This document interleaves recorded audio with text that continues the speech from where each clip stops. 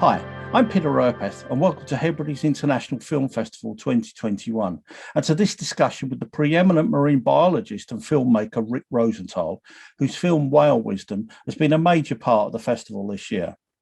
Rick has won 4 Emmys and 4 BAFTAs for his wildlife films, and many will be familiar with his work with David Attenborough on such pioneering TV series as Planet Earth and Blue Planet. And Rick is reunited in Whale Wisdom with David Attenborough, who narrates the film. I start by asking Rick how he made the move from being a marine biologist to being a pioneering marine filmmaker. I started as a marine biologist, and I was in research for almost 20 years. And growing up in San Diego, it was sort of the center of underwater photography. And I was taking still pictures, but not following the pathway of a wildlife cameraman. You know, my passion was marine biology and nature and the ocean, and growing up, you know, close to the ocean. So the more we got into our research, and if we get presentations, they when we showed images, the people really got excited. And whether it was a small community or a big function.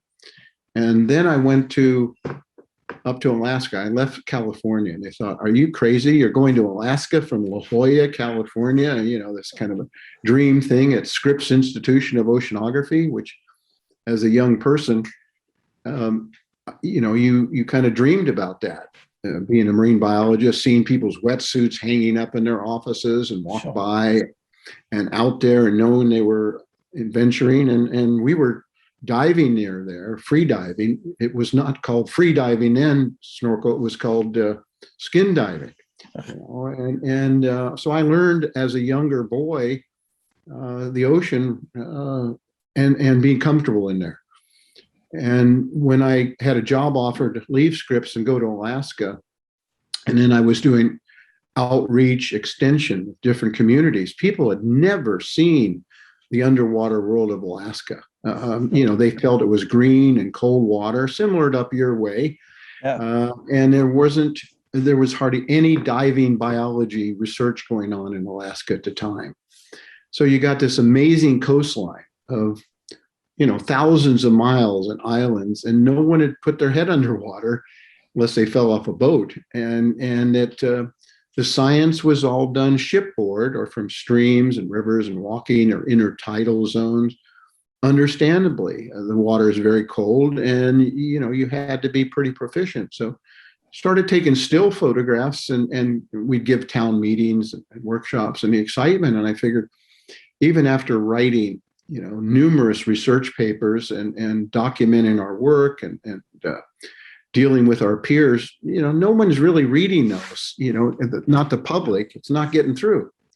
So I felt that, hey, maybe through the camera, we can bring these stories to the living room, to the households. So I started just shooting a little bit in motion, but in those days, it's motion picture, it's film. And as you know, every 10 minutes, it's like $300, you know, the processing the film and buying the film. And you couldn't learn the way you do today with video and digital world. You had to just wait till the lab sent back your rushes, that sent back the prints. So that was really difficult. And there weren't a lot of mentors that were going to take you on. There weren't a lot of jobs in underwater photography. So I had to do trial and error, and I started taking classes in film, and I already had, you know, several degrees in marine biology and zoology, but I had taken a few classes at University of California at USC, and then started getting more serious about it. But I had to essentially not switch gears, but give up a pretty good profession as a marine biologist. And we had a lot of cool projects to start a whole new area of my career, and that was photography. Were you kind of, to an extent, improvising and experimenting and prototyping techniques and equipment as you learnt this trade as well as you kind of developed it, in fact. Right. That it was trial and error a lot, and a lot of error. But we couldn't make a lot of mistakes, and no one was building like a lot of the equipment. You had to go to a machinist and have your underwater housings made for the movie cameras. Plus, the cameras were, for that time, and they are now, really expensive. A top German Aeroflex camera was just the body of the camera was $25,000, and that was way back when. So go to your banker and say, well, I want to buy a camera, and they thought it was great. They're thinking about a Nikon or something out there, and well, how much is this, Rick? Well, it's $25,000 to start, but that doesn't give you a battery, a lens, a charger, whatever. So that was a big step. And yes, it's trial and error, and you then had to go and find people that would make some of your equipment, meaning machinists and backyard, and then the optics of it. So it was good, and then it limited the number of people in it. You couldn't jump in and just say, well, I'm going to shoot something cool with my little camera and put it on YouTube. That's not the way it was done. It was serious, and you had to make the commitment with the right camera system for the broadcasters, the producers, even to take a look at you. So then to really, improve my craft and understanding of it, I went to a few workshops, and one I went to was in Bristol, England. And it was, that's the center of natural history with the BBC being there. And this was a workshop in Bath, and that all these top people in wildlife came to that workshop.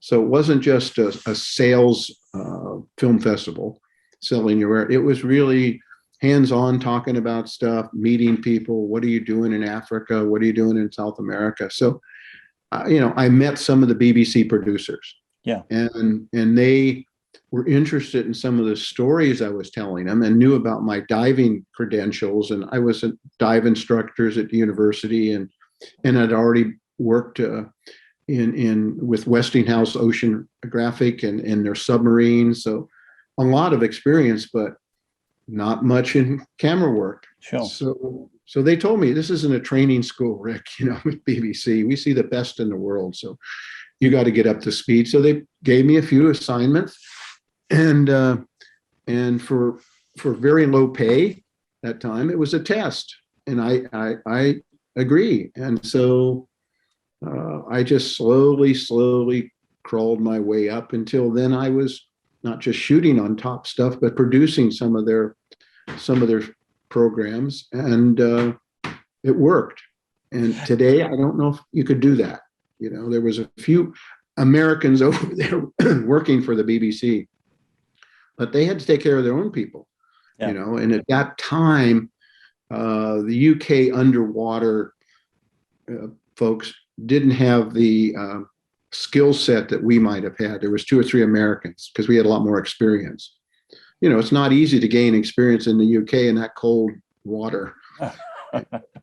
So it just worked, Peter, and it worked because I went to the BBC and I started to learn the craft, and I was around top people that would critique. Yeah. And so that was important. Yeah. And did you have at that time a kind of a team of your own, or who were kind of on this journey with you, production team, people you've worked with over that period of time, maybe even until this day? Or was this always a sort of a lone activity until more recent times? Well, I think it was both. We worked some on film crews, and some of the people I'm still dealing with today. And other times, a lot of you'd give assignment, X number of cans of film, and go get it. And then, that's always interesting, because in those days, there was no cell phones. The fax finally started coming in, and you'd get one. And also, when you get a critique, it was pretty tough. It was like your Monday morning after the soccer match and you missed the goal. And the English didn't pull any punches, and we'd say they were pretty direct. If you didn't hear anything, it was okay. If it was really bottom of the line, oh boy, you got it. And I had some faxes that were pretty critical, that Yeah. you might have curled up and said, I don't want to do this anymore. Yeah. So you have to have tough skin. Yeah. You have to accept your mistakes, and don't make excuses. Yeah.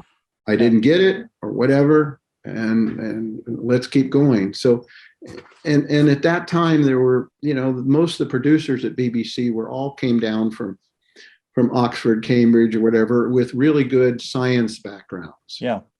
And they understood some of the difficulties and the field work, and they were passionate in their field, birding or being out. And then, so it was good. And then you develop more clients and work in the States. And so, here I am today, still amazingly out swimming with whales. And we're doing a new 2-part series on California called Wild California, which is actually Planet California.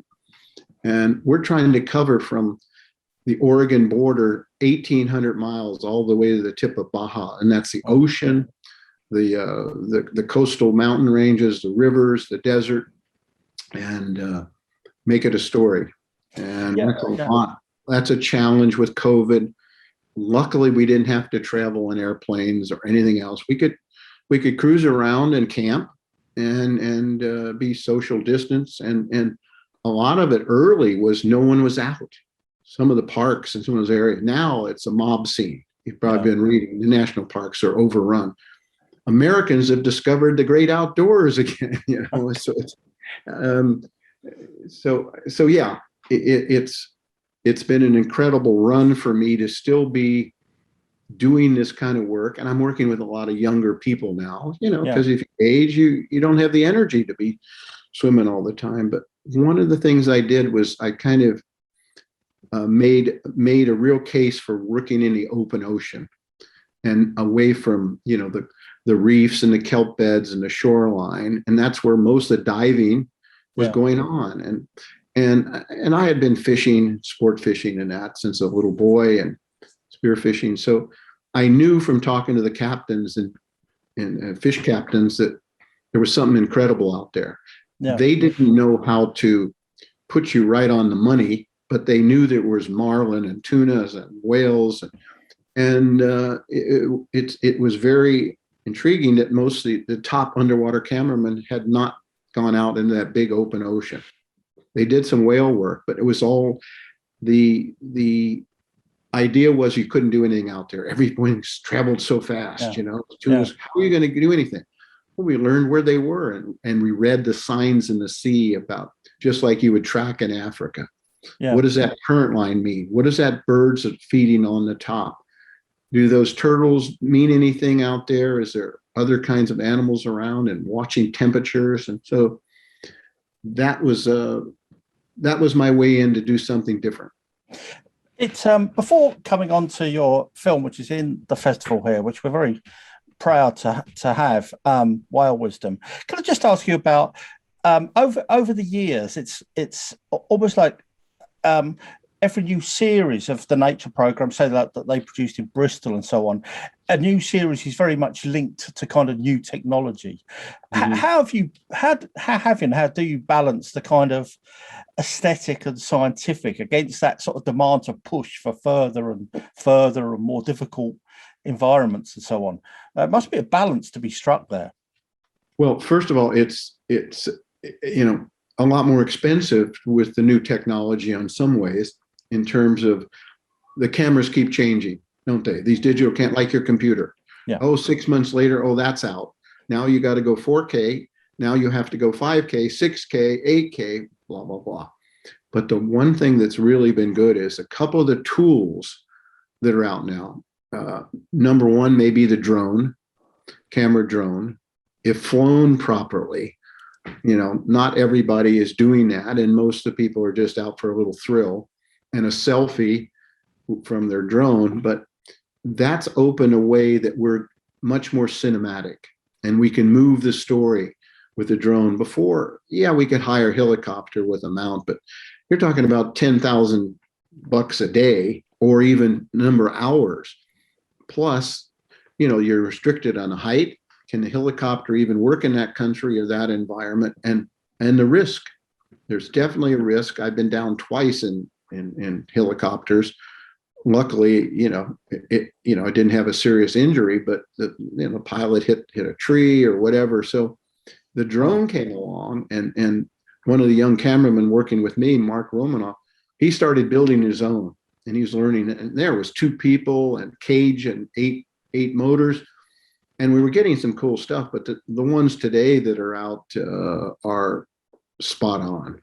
You might lose one once, and we think we lost one to a golden eagle that knocked it down. They take offense to something flying around like that. So the drone has been good. And the other thing is the digital cameras are quiet. A motion picture camera whirling through the film, rolling through the gate and the magazine in a housing is loud. So you might get in a great situation behavior wise, and then you turn that camera on and it's like, whoop, the animals are recognize that and are frightened. So that, and we went basic in the open ocean. We didn't try to use scuba and bubbles because we knew it was frightening a lot of the animals. So you had to be a bit of an athlete out there, breath hold diving, but you didn't have as much problems with worrying about decompression and other diving issues. You're swimming a lot, and then you move and move and move because the animals don't just stay there. They're moving feast, they're moving whales, the dolphins. So the things we were seeing, Peter, a lot of it were first. Nobody had ever filmed a bait ball before. That term was not even in the English language, and at least in the UK.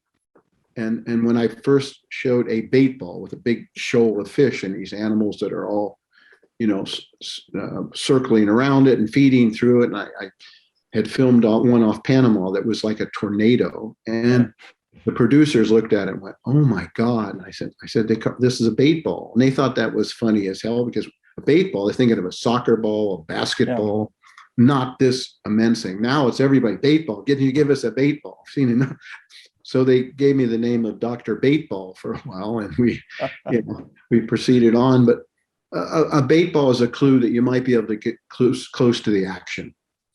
So learning these different strategies out there, working with a really good captain who he may be a fish killer, but he knows how to get to the action, or she, and being quiet, and then now adapting and using some of the quieter cameras, the drone, and I use a kayak for some things. In Whale Wisdom, we used kayak, and especially the pedal kayak, the Mirage, where you can hands-free, you can just maneuver up. Now, the animals know you're there a lot of times. They're not, a big sperm whale understands,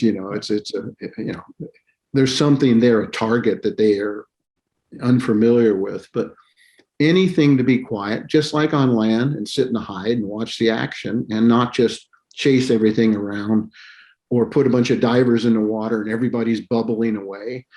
Now, there are some animals that don't mind bubbles, scuba bubbles, exhalation, and on reefs, and they come up, and the fishes and the big manta rays, and that's our next film, by the way, is manta rays alien contact, because they're like an alien up there. But on pretty much almost all the open ocean animals, it sends up an alarm signal, bubbles. So you better be quiet, as quiet as you can.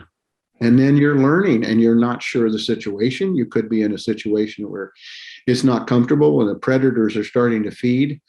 You're right in the grocery store there. You're right. The dinner bell's on. Yeah. So I suppose for all the risk, that's sort of palpable in the sort of environment you work in some of the films you've made. I mean, you can see that on the screen. I suppose what we don't see as well is the frustration, that these are wild animals and things in the sea, and they don't always perform to cue, do they? I'm sure there must be long periods of waiting and of watching and of hoping.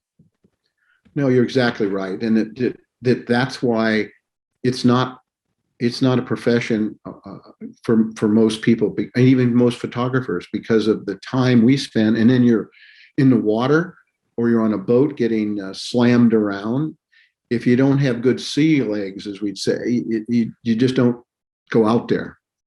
And that so much is nothing going on. I know my partner and wife, Katya Shirako, she's been out with us many times in the open ocean, and just the time that she's then looking at where we don't even pull the trigger on the camera. It could be days and days. Now that means you either have to have a big budget and also a real hard head to keep going and keep the crew engaged, because they start to lose interest when nothing's going on. And let's say you're just in a tropical situation, baking in the sun, and it's all day after day of being out. Sometimes we're 50, 80 miles offshore. It's a long run in a small boat, and you come back with nothing. So you get beat up, and you're beat up a lot. Your body is, from just trying to equilibrate and deal with the motion of the boat. So you don't know why you're tired. You're tired just because your body's, and I don't get motion sickness, but that's tough. And it's, I keep saying you need the 3 Ps, the passion and it has to be there. The passion to keep going, and it's not easy when you get nothing, and you got to call your boss or the producer, or if you're the producer, even worse, because you're saying, the cash register is still going. You're paying with a charter boat. A charter boat will run us $1,000 to $2,500 a day. And I know one little story. We went down to Australia to film the giant marlin, and that was part of our film called Superfish. And the idea was also to kind of film the big fish that Hemingway never caught. And he was trying to catch it for The Old Man in the Sea, the film. Yeah. Could we film naturally without baiting or hooking a fish, a 1,000-pound marlin, a grander, they called him. And in the end, we went to Australia. We go down there, hired on the top cap marlin fisherman. We get on the boat, a smaller boat, and my wife's saying, well, if we see a marlin or get one up, raise one up near the boat, how long will Rick have to film it? And this is a classic Aussie. He said, 17 seconds. She's going, 17 seconds. He says, yeah, and that's the time when we see it, he's got to be in the water like a fireman, swinging down a pole into the ocean with the camera. And we had come all the way to Australia and paid ahead of time. I don't know, the boat was 10 days. It was 20 grand. And she says, 17 seconds. She tells me, I thought she was just going to faint right there on the deck. And we did film it. And it was amazing. That big female marlin that came in, she stayed with us, he said, for over 20 minutes. Oh. And we cruised on the surface for a half a mile. And he said, Rick, I've never seen anything like that. So at times, little leaves drop down from heaven, to reward us. Yeah. But I believe in karma. I believe in just, don't get stressed. It's not going to work. It'll happen. If it doesn't, well, you got to try again. Yeah. And you mentioned whale wisdom there, and the kayak, the pedal kayak that you used in that. Tell us about the inspiration of whale wisdom. It's a remarkable film, and I'd recommend anyone to find it wherever they can, in our festival or elsewhere. Tell us about the inspiration for the making of that film. Well, there was a number of things, but of filming segments or other film projects that I'd done, and I did 2 or 3 of the Attenborough whale films, and that we were seeing different behavior and using those, but not really sitting back and going, how bloody smart are these whales? And can we show anything and not just talk about it? Because up to that time, a lot of the programs had just said, oh, they have the biggest brain and they dive and they stay down and they do this. So it was a lot of conjecture.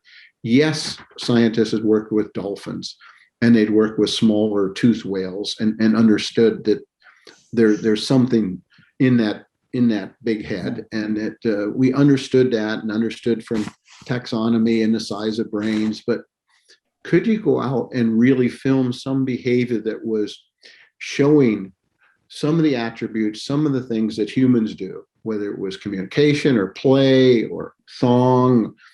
And then I went to a scientific meeting in San Francisco where all the marine mammal people were there, and I listened to some talks, and I I said, I think it's time for us to do a whale film, a different kind. So that was the inspiration. And then it was also, where are we going to go? And where will the best focus be? Where will we focus on what areas, what animals? And to us, to have most time with a whale, it's usually one that has a family group, social groups, like Moby Dick, the sperm whale. And humpbacks when they're with their young and they're with their feeding and that. So we didn't expect some of the surprises that Whale Wisdom had in store for us. We did decide also in a number of ways to use a kayak for approaches, and also because of the law and in terms of not harassing the animals. And that came from reading a book about a British surgeon aboard a whaling ship in the 1860s. And he was in some of the open rowing whaling boats from the big motherships, and that he was seeing things that no one had talked about.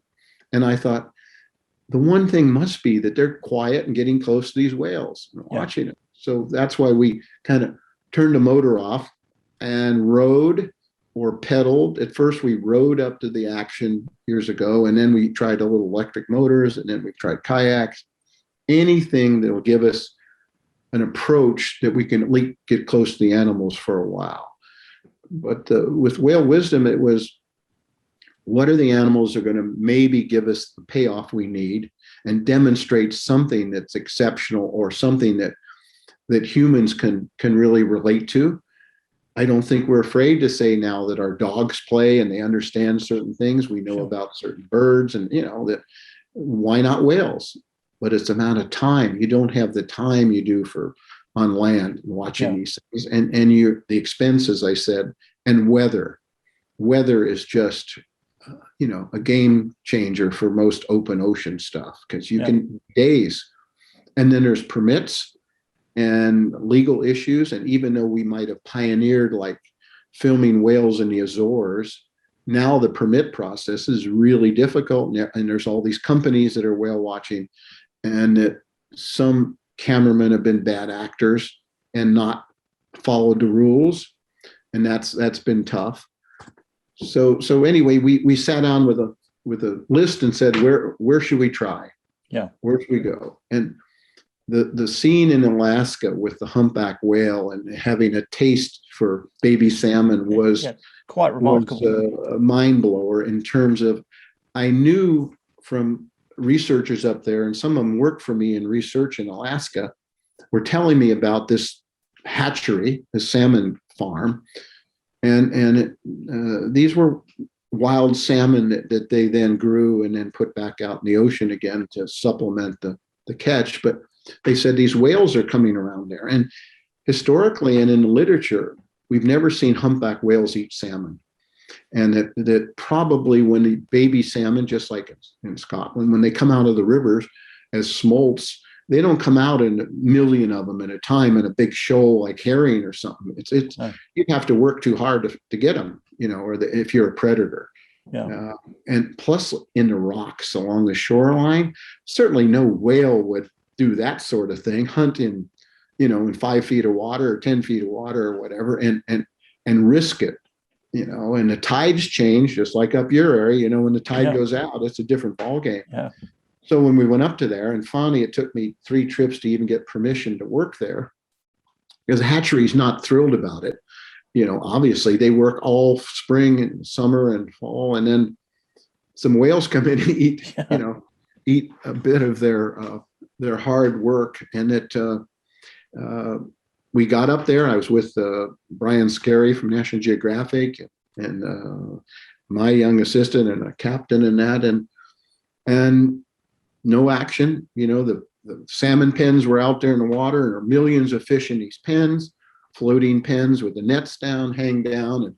And, they were going, they're into aquaculture. They're going about feeding them and tending to them, the people. And they said, oh yeah, they don't want to see the whale. On the third day we got there, we hear,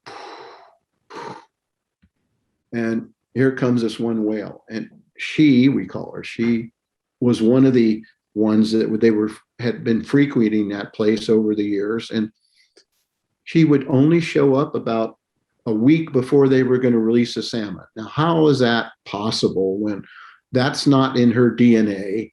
No. That's not instinct. That's something learned, but also that she's not living around there year round.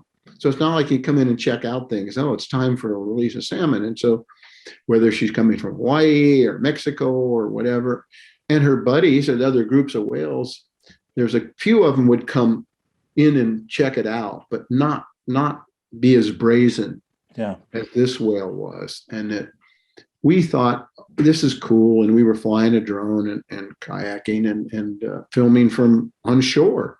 You could look down in a little cove and there's this humpback whale almost on the rocks. Yeah. And this is a big whale, 40 feet long. And the fact that each pen, the diameter and was it was 40 by 40. These are squares. Yeah. And the nets protected them. And we saw her trying to get in or trying to blow bubbles around it using her skill set. When they'd release fish, they try it at night. They try to take them offshore, everything. And then, Peter, the finale was no one expected that. We were down on the dock, my young cameraman and I, and it was late in the afternoon, and everybody in the crew of the hatchery was up having dinner. And we look over in the net pens, and this submarine comes up and it's a whale coming right up. And they had opened one part of the net. Yeah. Because they thought, oh, it's an experiment. It's four-sided. We'll open one side so the salmon can come and go. The babies, if there's danger, they could go back in and just kind of get acclimated. They didn't expect this whale would come into the net pen, and neither did I. And when we saw that, we realized we better be over there. And it was getting dark. We better be over there tomorrow morning at first light. And we went over there, and I thought I might get some shots of her swimming under the net or by. And the first time she came in, and it was dark, tannin stained water. She came in, I didn't know she was in the pen. How do you not know a 40-foot whale's in a 40-foot? If you're in a swimming pool, you're going to know if a whale's in. These are quite remarkable shots in this film. In a way, quite genuinely shocking as well, because the way that the film is shot in that part is very close to you, and you can see the size of the pen, and then all of a sudden, next to you is this absolutely huge animal. That must have been quite, I wouldn't say scary, because you do this thing, you're used to this environment, but for anyone else looking at that, it's quite shocking in some ways, Yeah, well, it's a wake-up call. And because I couldn't see where she was, I kind of hung on the edges and whatever, and to not, the way the rules read is that the whale has to come to you. You can't be chasing it around. So we're following it that way. You have to stand back. But it wasn't just one time. She was repeatedly coming in. I don't know how you even back out. Did she backstroke out? You can't see it.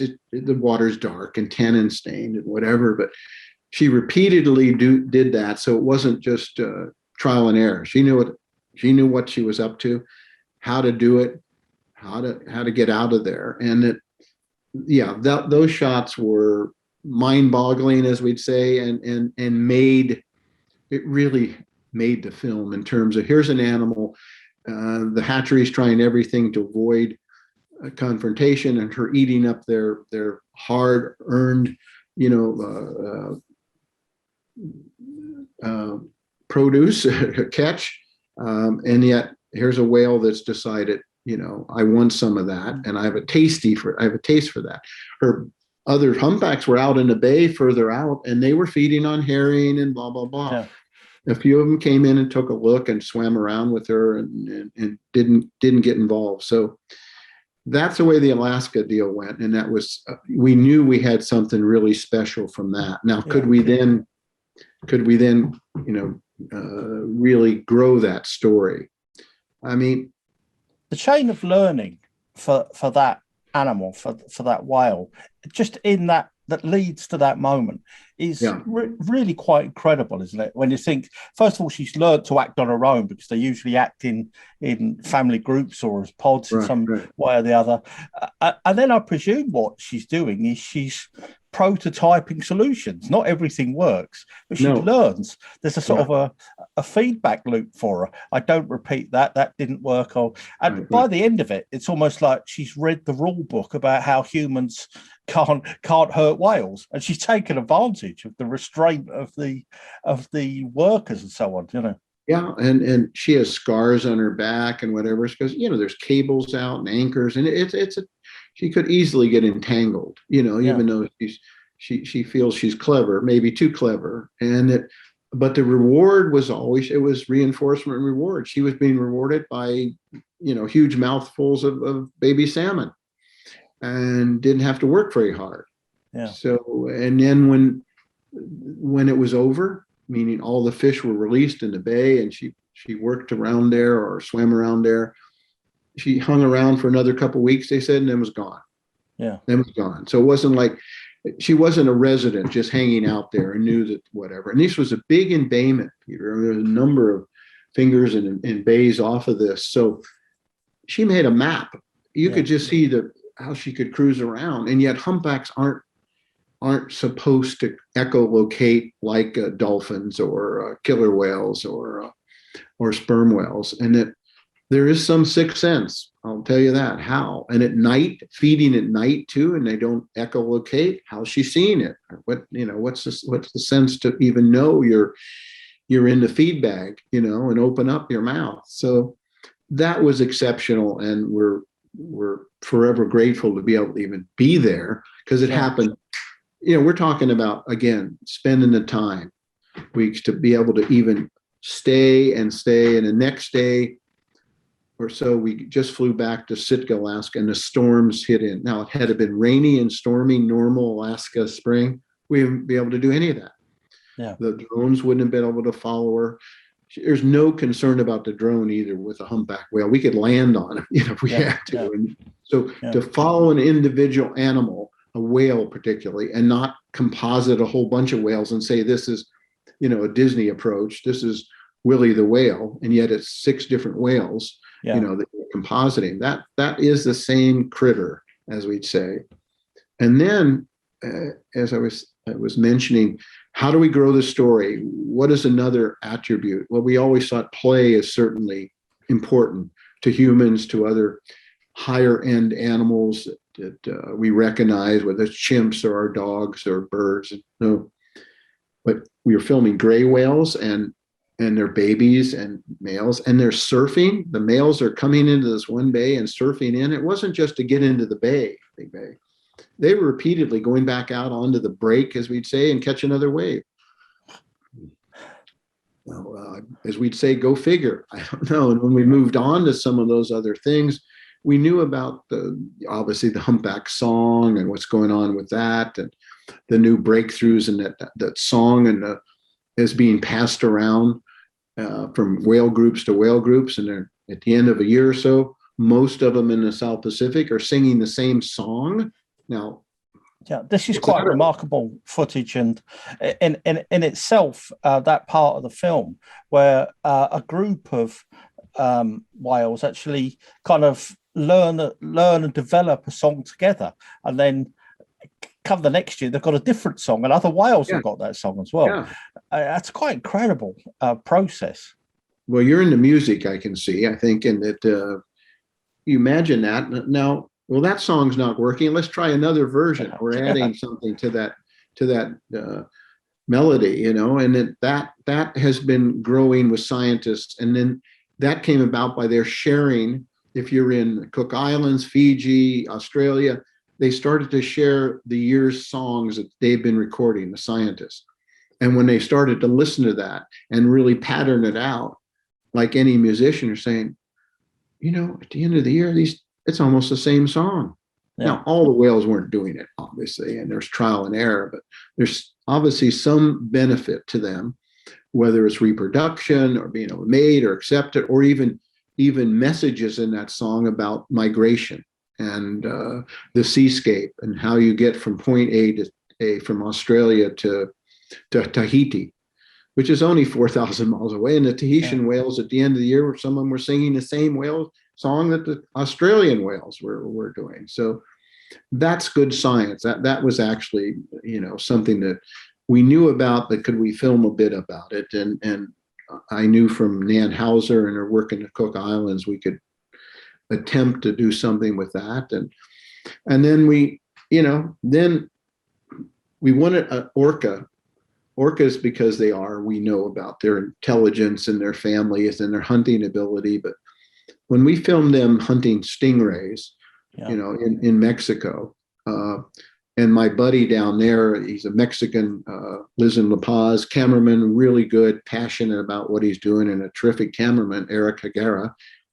And he'd been tracking these orcas for about 10 years, different groups, and never able to really get the shots. And he got finally that when I went down there before that, a month before or so, that they were able to film those orcas eating mobula rays, another ray that doesn't have a spine. It's not a stingray, not dangerous. And we had heard that orcas were eating stingrays on the bottom in New Zealand in shallow water. And it's a risky thing for them, because that spine, that breaks off in their tongue, jaw, whatever. That can lead to serious injury or death. So it was just, we were going to some other islands off Mexico. Hurricanes were coming. The boat decided, let's go up the Sea of Cortez, the Gulf of California, and take the people there. And I was with them. And all the people are grumpy. And I'm with my buddy, and he's in another boat. He sees the orcas in a little boat, and they're coming towards us. And we had 20 people or more on that boat in two different boats, and they were hunting those stingrays.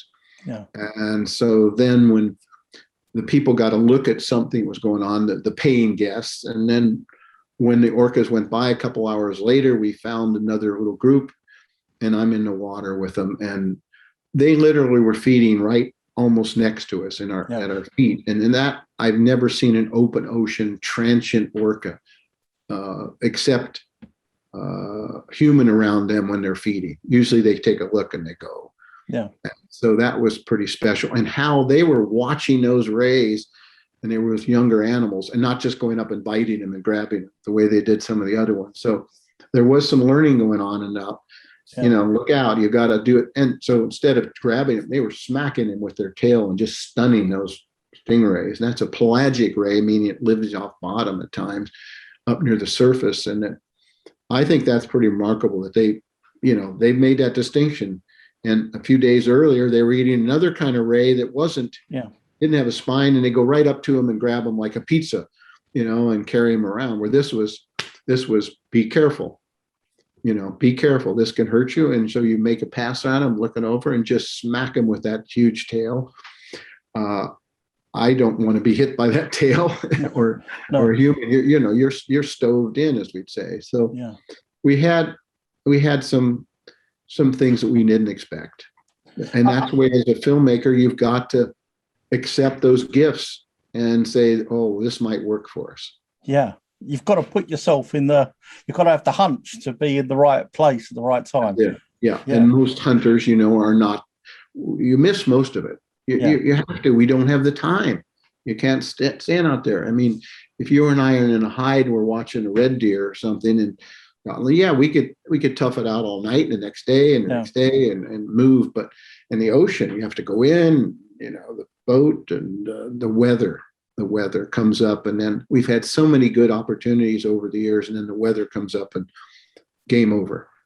I think one of the remarkable things, just going back to the thing about the song and the way in which some whales use song, it's quite emotional in its own way to see and hear that, because I think many years ago, when concern about the future of the whale, when there was a lot of whale hunting and so on, was growing, and Save the Whale type of campaigns were developing, I think one of the turning points in the public popularity of those campaigns was when the song of the humpback was kind of put into the public domain. And I think back then, this was very much on the basis that there were lone whales who had this song that they would send out into the vastness of the ocean in the hope of connecting with another whale or a potential partner or whatever. What's absolutely clear from your film is the incredible complexity of these relationships. You know, it's no longer just this cry into the darkness.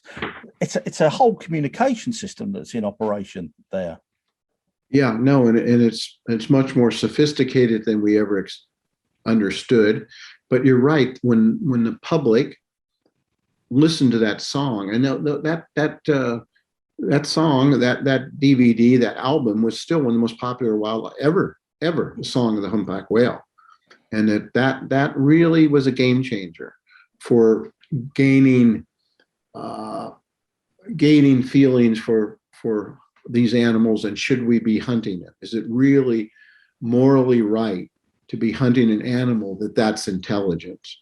And that's the issue today, and still is, with some of the whaling countries that are still doing whaling. That you're dealing with an animal that has pain and has youngsters and has families and and that in some cases, if it's a matriarchal group, you kill the female and you've killed off, like the elephant, you've killed off the one with the knowledge to really take the youngsters somewhere to find food and move with the seasons and that. Yeah. And I will say that feeling about whales, and we were one of our partners, broadcast partners, NHK in Japan.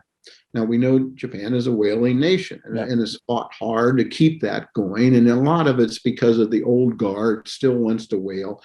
The younger people don't want to eat whale meat, and that's not in their culture anymore. But when we proposed this to NHK, we were a little concerned about what the government of Japan would say about it, because it is, pretty positive about whales and their intelligence, right? And that we didn't have any scenes of whaling. We didn't address that. We didn't want to tell that story. But when NHK when they take the film, they do a reversion, just like other countries would, and put their own stamp on it, their own music, their own narration, cut what they want. And I went over to Japan with Katya, and that I had to say some lines in Japanese, which was just a mess. And I kept messing up my line. And Japanese are very polite, and the full crew, finally they started laughing too. I didn't have to say much. It's like, whales are great, aren't they? And it's the lead off the thing in Japanese. But the interesting thing is, when the numbers came back of viewers from the film Whale Wisdom over there, it was the highest rated, or they had the highest number of young people watching they've had on any wildlife program. And it was about whales. Yeah. So there, without doing hard-hitting, dark shows, hammering the country, whatever, have the younger generations watch this. And I think that's where the change is going to come from. And that we were really thrilled that their numbers were that good in terms of viewing audience. And it was teenagers and young adults watching, and young kids. And I'm getting emails today from younger people saying, whales or whatever. So that's very positive. I think as well, it's this shift, and correct me if I'm wrong in this, away from, in the early days of this kind of film and documentary making, where there was almost like the iconic image was the thing, whereas now these narratives of life, of whole life narratives and so on, seem to have taken the place of that initial kind of awe just at being able to see these things, Yeah, no, and that's not easy to tell an animal story, and to have a story arc and that really follow something, and there's maybe 4 different ways to tell a story, and that we had to decide on how we were going to approach that. And was that a quest? And a hero on a quest, that's the oldest, that's the Iliad and the Odyssey or whatever, hero on a quest. Yeah. And that is not easy a lot of times, because obviously the animals are not actors. You don't have control at all. And you're right. The broadcaster today, most of them say that. They want a story. Can we really follow this story? And is there a beginning, middle, and end? And is it a story arc and who are the characters in that? And that's tough to craft.